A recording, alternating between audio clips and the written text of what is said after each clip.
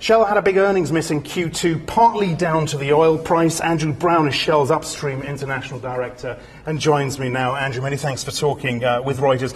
Let's talk first. I want to start with this exposure to European credit risk. That's been in the news recently, that Shell is shifting into US Treasuries away from the Eurozone. Clearly you're worried. Is this a trend we're going to see in the industry? Well, I'm not sure. I can talk about Shell. I can talk about prudent credit management. We have quite a significant amount of cash, and we've got to make sure that we keep that cash in secure locations. But I have to separate that from business. Our business in Europe is strong.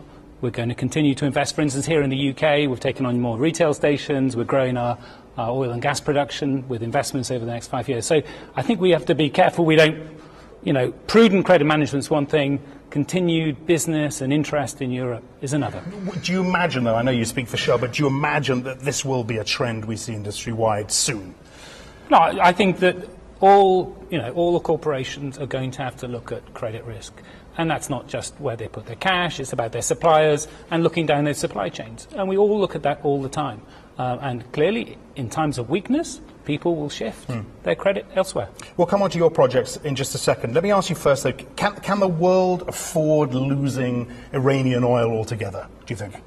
Well, yeah, I think, there are more and more supplies of oil in different locations. We're seeing more, for instance, liquid-rich shales in the US. Iran is a big oil producer, and it will have an impact on the oil market if all of the Iranian oil isn't delivered. But the world scene, it can compensate for these things, but it does create, some short-term volatility. Is Iraq worth the risk for Shell? Oh, I think we're very excited about our Iraq projects. We have the Majnoon projects, and next year we have first commercial production, and I've been there. It's the exciting place. We're building brand new facilities, rejuvenating the field there.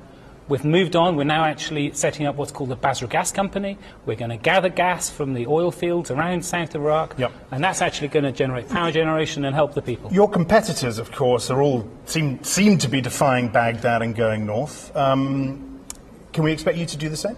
I think, we're happy with our business in the south.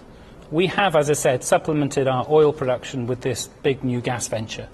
We see great opportunities for that to grow not only domestically, but look at gas export. And that actually plays into one of Shell's key strengths, which is the gas business. Isn't it fair to say that it's, if a business is like yours, it's easier to execute in the north? That's why your competitors are doing it, and sooner or later you're going to have to go along with them. No, I don't think so at all. No, I think, as I said, our business in the south is a strong one. We have supplemented, others have oil only. We have oil and gas now in the south. So I think we've got a big integrated business there that we're very comfortable with. You mentioned gas. The shale gas revolution has already had a huge impact on markets. To what extent do you think that's going to shape global politics over the next 10, 20, 30 years? Well, I think, politics is not our business, but I think what's Supply important... and demand so, but what I think equals it's politics, had right? a dramatic impact on the US. It has an impact on helping the US economy. The input cost of industry has significantly reduced. The CO2 production of the US has reduced.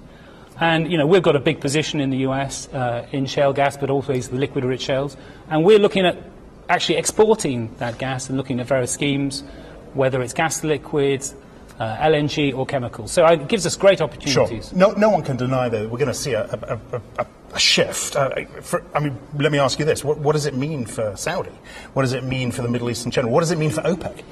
I don't think it has any particular impact on OPEC. If you look at unconventionals, there is what we call liquid-rich shale. So there is a growth of oil production, let's say 1 to 4 million barrels a day in the US from that. That's the oil market. So that's not going to have a large impact to 80 or 90 million barrels a day that is produced globally. So this doesn't affect dramatically the supply-demand balance of oil. It does affect gas markets, and it does provide low-cost gas for the US and US consumers, and opportunity for other exports, particularly to the Far East. Will it allow, just to finish up, with the US to pursue foreign policy that no longer kowtows to foreign fuel suppliers? No, I think, so we have a global market. Yeah, oil price is priced globally. And so I don't think that, because of the shale gas revolution in the US is going to be less concerned about stability in oil markets. That's important for the global economy. It's important for our business. Andrew, thanks for talking with us. Andrew Brown is Shell's Upstream International Director. That's it from Lancaster House in London. I'm Axel Threlfall. This is Reuters.